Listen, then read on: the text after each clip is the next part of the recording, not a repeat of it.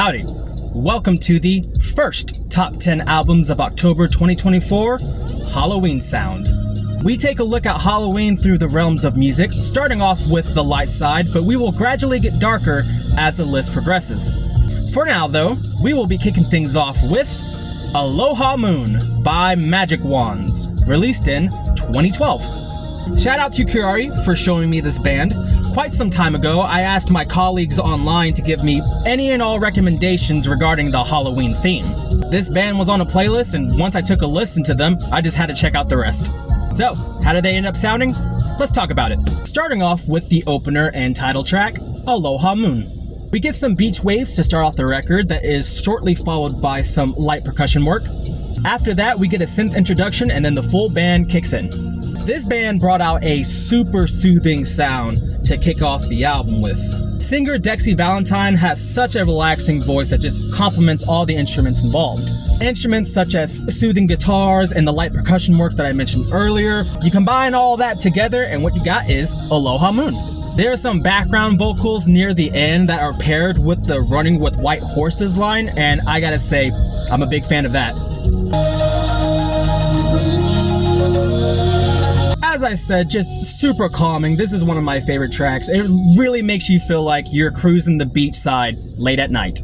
So that was our opener. Moving on to Teenage Love. This is one of the first songs that got me into Magic Wand. I don't know if it was this song or a song that we will be talking about later.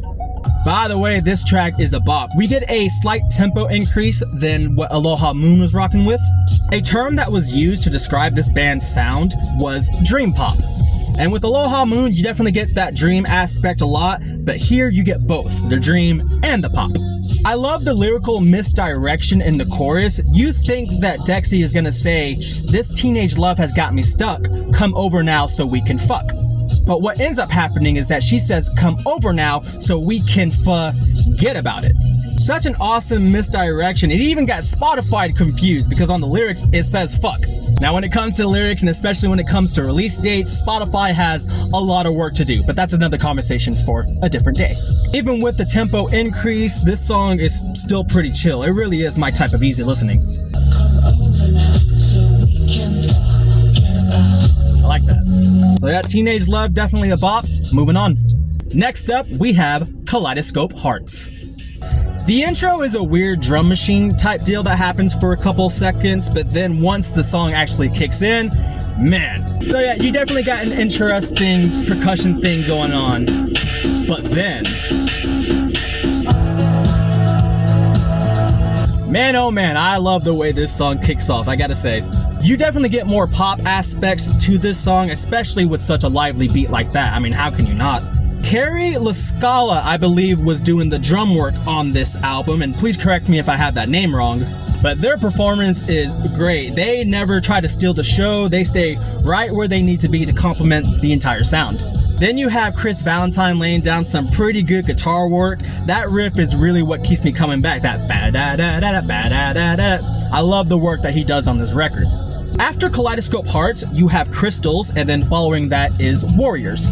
Not my go-to when it comes to this album, but there's still some pretty decent tracks. Next up, we have Black Magic. I love the tempo of this track. I love the distorted guitar that's happening. You don't get too much distortion when it comes to this record. I love the chorus as well. I love pretty much everything about this song. I like it whenever the vocals kind of have a staccato rhythm to it, even if it's just for one word. I can't tell you why I like stuff like that. I just do, man. After Black Magic, you have Treasure, which is then followed by Wolves. We get to the second to last song, Kiss Me Dead, and man, I really wish I had more time to talk about that song. Has one of my favorite hooks of the entire album. Just go ahead and check it out. Also a very interesting premise, kissing someone to death.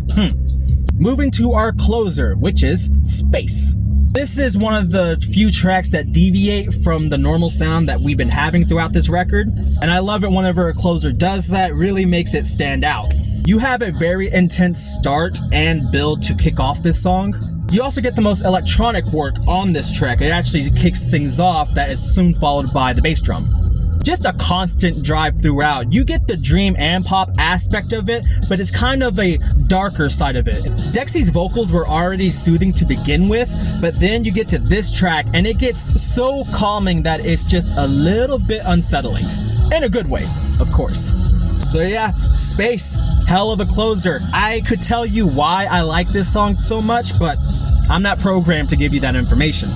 And that was Aloha Moon, a 10-song long album with a 37-minute runtime. In conclusion, just a wonderful find. I've been chiefing on this record for most of the year, back when I discovered it in May or somewhere around that time. Like I said before, it's my type of easy listening. I wouldn't be surprised if it was your type as well. Either way, you're gonna have a fun time with this record. Dream pop was something I never really heard of prior to listening to this band, but I'm gonna have to do some more digging now. This record was awesome. It's just a perfect way to kick things off with this list.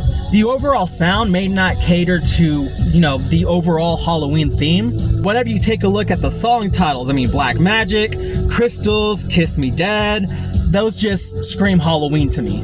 And so that's why I thought it was perfect at number 10 to really get things going. And as we continue along with this list, it's gonna get so much more darker. But for now, we got Aloha Moon. If I were to make a terror scale, I guess this would be 1 out of 10. You're not gonna be too terrified at all listening to this record.